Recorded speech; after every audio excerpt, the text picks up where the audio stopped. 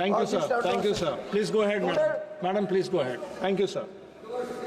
Sir, at the onset, I would like to thank you for having given me the opportunity to take part in this historical discussion on the 75 years journey of our Indian Constitution, sir.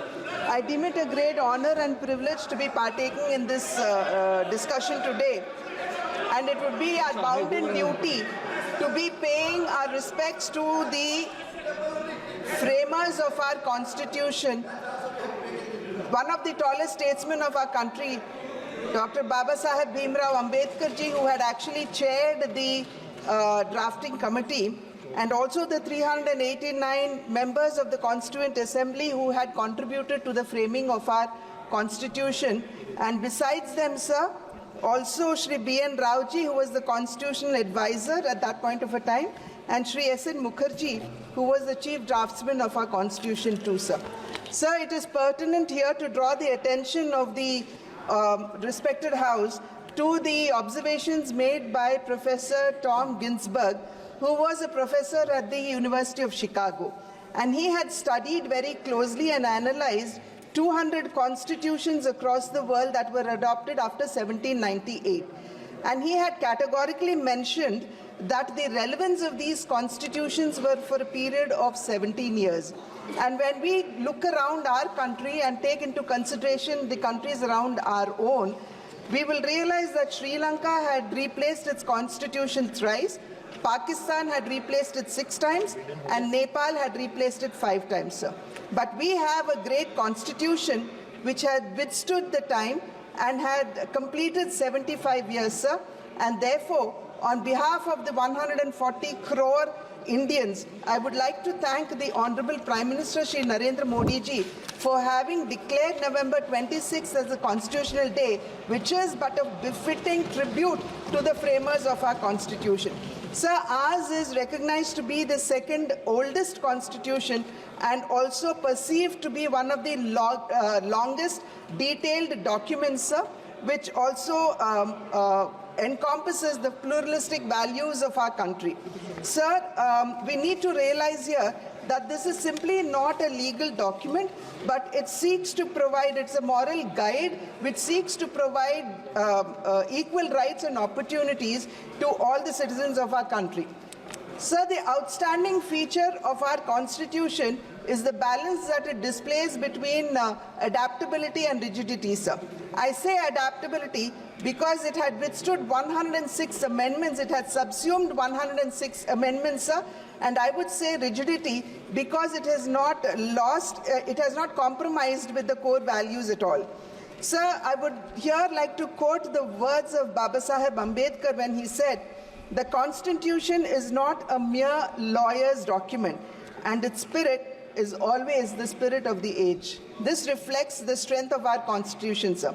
Sir, the appreciable aspect of our Constitution too is that it simply does not seek to right the wrong that was done to many sections of our society, but it also seeks to address the challenges of an evolving modern society. Sir, many of the Western democracies have shirked away or rather shied away from giving the women in their country equal rights right until the 1960s.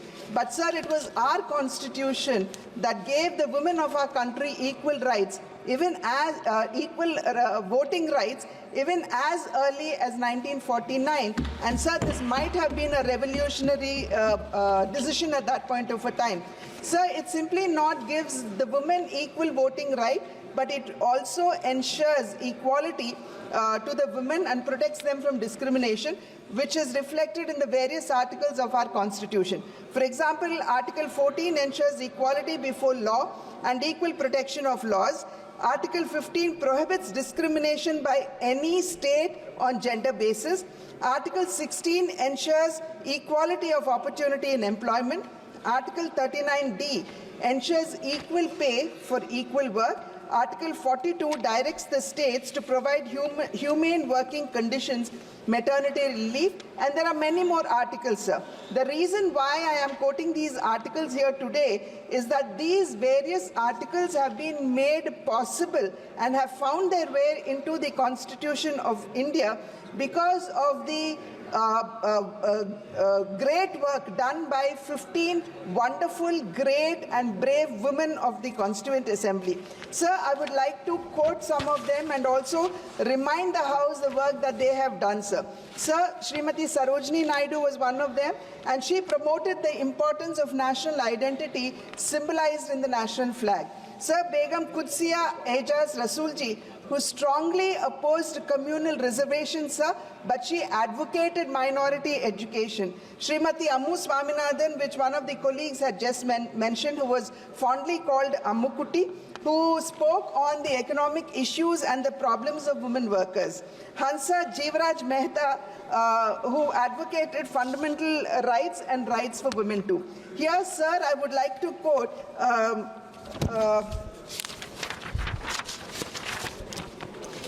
I would like to quote Hansa Jeevaraj Mehta ji on two important issues, her interventions on two important issues. One was on the Parda system and the second was on the Uniform Civil Code. Sir, on the Parda system, she said, and I quote, "It is an inhuman custom which still exists in parts of India. Unfortunately, we were told that raising this question will hurt the religious susceptibilities of some people. As far as the Hindu religion is concerned, it does not enjoin Parda. Islam does. But I feel that Islam will be better rid of this evil. Any evil practiced in the name of religion cannot be guaranteed in the Constitution." This is what she observed about the Parda system. Sir, on the Uniform Common Civil Code, she said, and I quote, "The other item to which I wish to draw the attention of the House is the Common Civil Code. To my mind, this is much more important than even the national language. We have too many personal laws in this country, and these personal laws are dividing the nation today. It is therefore very essential, if we want to build up one nation, to have one civil code. It must, however, be remembered that the civil code that we wish to have must be on par with or in advance of the most progressive of the personal laws in the country. Otherwise, it would be a retrograde step and it will not be acceptable to all." Sir, Srimati Vijayalakshmi Panditji, who emphasized India's role in protecting global peace. We had Rajkumari Amrit Kaurji, who supported extensively the women political participation. Srimati Sucheta Kripalani, who emphasized the need for ensuring political rights for women. Srimati Renuka Ray, who intervened on women rights issues. Srimati Leela Roy, who was deeply committed to gender equality. Srimati Purnima Banerjee, who vehemently argued that power should lie with the people. Srimati Annie Mascarene, who strongly argued for democratic reforms, considering that to be vital for a strong India. Srimati Dakshayani Velayudan, the only Dalit woman, as was mentioned earlier, sir, the only Dalit woman in the Constituent Assembly, who fought vociferously for doing away with the untouchability and also equal opportunities to all. Srimati Kamala Chaudhary, who was committed to rural development.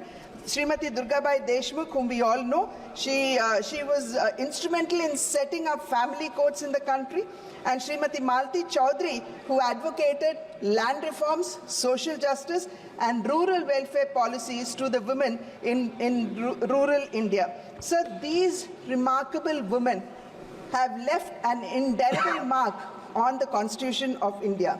And it is living up to this spirit of the Constitution, sir, and being inspired by the work done by, as somebody had mentioned earlier, the mothers of the Constitution. Shri Narendra Modi ji has defined a new India's growth story, wherein it is no longer women development, but rather women-led development, sir.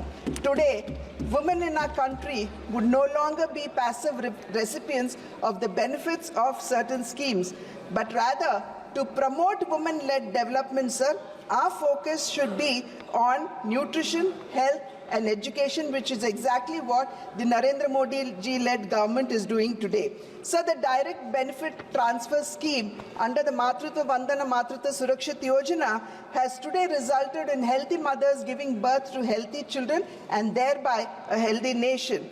Access to sanitation, sir, has improved the health of the women in the country. Sukanya Samriddhi Yojana and Beti Bachao Beti Padhao have actually facilitated girl-child education. Financial inclusion for women today, sir, in the country has been facilitated through the Jan Dhan Yojana.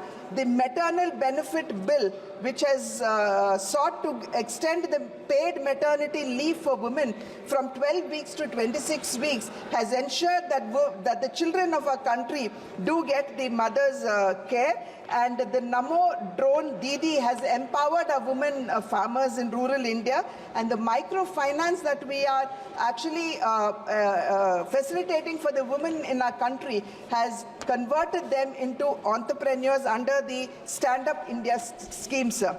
Sir, here I would be failing if I do not mention the Nari Shakti Adhiniyam, which provides for 33% reservation for women in parliament as well as in the assembly. Sir, this is simply not a facilitation of women coming forward, but we must understand and realize that this actually gives an opportunity to an entire dormant talent pool to come forward and take on the leadership role, in our country. And these interventions by the Narendra Modi-led government has metamorphosized women to become leaders and to and key contributors to the India's growing story, sir. So this only reflects the fact that our constitution continues to shape the Indian governance as well, as it has been enshrined in the constitution. And Article 38 reads, sir, the state is required to promote the welfare of the people by ensuring a social order that is just, social, economic, and political. However, sir, the evolution of our constitution has not been without challenges. And this would also mean the challenges that the framers of a constitution had faced, even when they had to ensure the security and welfare of the millions of people who were displaced during the partition. But yet, sir, amidst all the violence and the uncertainty of the day, the framers of our constitution had met meticulously and religiously, and they have successfully given us a constitution to a country of exceptional diversity. Sir, here Baba Saheb Ambedkar ji was a little apprehensive about the success of our constitution when he said, and I quote, "Indeed, if I may say so, if things go wrong under the new constitution, the reason will not be that we had a bad constitution. What we will have to say is that man was vile." And sir, his words have come true. Our constitution has been amended 106 times since 1950, sir. And even as tall leaders have accepted various responsibilities when the constitution was being framed. Like, for example, late Shri Babu Rajendra Prasad ji, he had kept the records. Baba Saheb Ambedkar ji, he had chaired the drafting committee. The Iron Man of our country, Sardar Vallabhbhai Patel, he took it upon himself to actually bring a consensus among the minorities and the other communities in our country. At this juncture, sir, it is very important to recall the observations of Shri Jawaharlal Nehru ji when he said, while we make a constitution which is sound and as basic as we can, it should also be flexible, and for a period, we should be in a position to change it with relative flexibility. Sir, at that point of a time, it might have sounded very innocently apt, but the irony is, just about a year and a half after the Constitution was adopted in 1950, on the 18th of August 1951, the first draconian amendment was made to the Constitution, sir, and that too to Article 19(1)(a) of the Constitution, wherein freedom of expression, which was guaranteed under this article, was actually curtailed and curbed. Sir, this move was bitterly opposed by Sri Shama Prasad Mukherjee ji when he said, "You are treating this constitution as a scrap of paper." Sir, a preamble was not spared.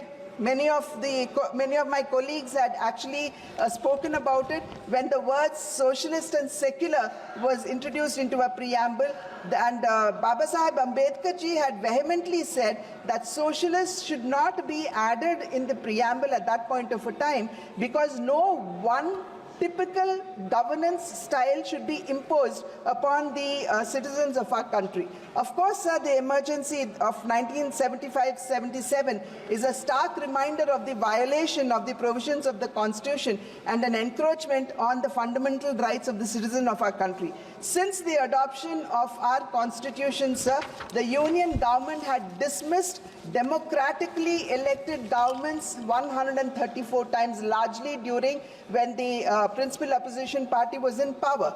And the first time, sir, again I would like to emphasize on the word ironically, because it was on the 20th of June 1951 that Article 356 was imposed in Punjab too. Sir, Article 356 actually vests wide powers in the central government to stamp its authority on the state governments. See, though this article at that point of a time was meant to preserve the integrity and the unity of our country, it has been blatantly used to oust democratically elected governments that were led by opponent parties. So this article, sir, was borrowed from the Government of India Act of 1935. Ironically, sir, that the leaders of the freedom struggle had opposed the invocation of Article 93 from the Government of India's Act of 1935. But later on, and the Britishers did not invoke it as well, but later on, sir, it had found its way into our constitution, and the reason why it was incorporated was to ensure stability in a post-independent country. Sir, Baba Saheb Ambedkar ji had called this article a dead letter, but this article has been misused a majority of times. Here I cannot refrain, sir, from recalling the experience of my late father, Shri N.T. Ramarao ji, when he was undemocratically ousted out of power, when Srimati Indira Gandhi ji was the Prime Minister of the country. But it is thanks to the principal party in the NDA government today, the BJP, and the love and affection of the people of the state of Andhra Pradesh that has actually seen him reinstalled in the state of Andhra Pradesh, sir. Sir, it would be permanent. It would be pertinent. Yes, and many other parties too. Sorry. Sir, it would be pertinent, sir, here to recall the comments from the editorial of The Economist. And The Economist, in its editorial, had written, "A ruler who regards his opponents as demons is liable to start behaving like one." Again, sir, a ruler who regards opponents as demons is liable to start behaving like one. Mr. Nixon, 10 years out of American presidency, has yet to say sorry. Mrs. Gandhi, 4 years back in power in India, is into her dirty tricks again. This is what Economist said, sir. It is not what I had said. Sir, to conclude, the Constitution of India is not simply a compilation of schedules and articles, sir. Neither does it simply seek to establish institutions, but it is rather a transformative one. The various provisions in our Constitution seek to ensure social and economic justice to all the citizens of our country. Today, rising above all political considerations and ideologies, it is our bounden duty to pay respect to the 75 years journey of our Constitution. So the interpretation of our Constitution has been shaped by interventions of various sections of society, and we cannot leave the judiciary far behind. Our judiciary too, sir, has been a part of this evolution journey, wherein when it was necessary, they had worked closely with governments, but when it was so desired, they did not hesitate, the judiciary did not hesitate from striking down laws, policies, and at the same time, amendments too, to uphold the basic structure of our Constitution. Sir, when our Constitution was being framed, the framers of our Constitution were both men women, leaders from different parties, leaders belonging to various ideologies from different caste, creed and backgrounds, sir. So today, sir, we can never say that the Constitution belongs to any one particular person, party or ideology. This Constitution belongs to India. And this is what is very, very inspiring, sir. Sir, the oldest and the longest constitution of the world today, it seeks to realize the dream of every Indian citizen, sir. And that dream, if I were to put it in the words of poet Iqbal, is to realize a country which is Sare Jahan se acha, Hindustan hamara. Jai Hind, sir. Thank you, ma'am. माननीय श्री इकरा चौधरी जी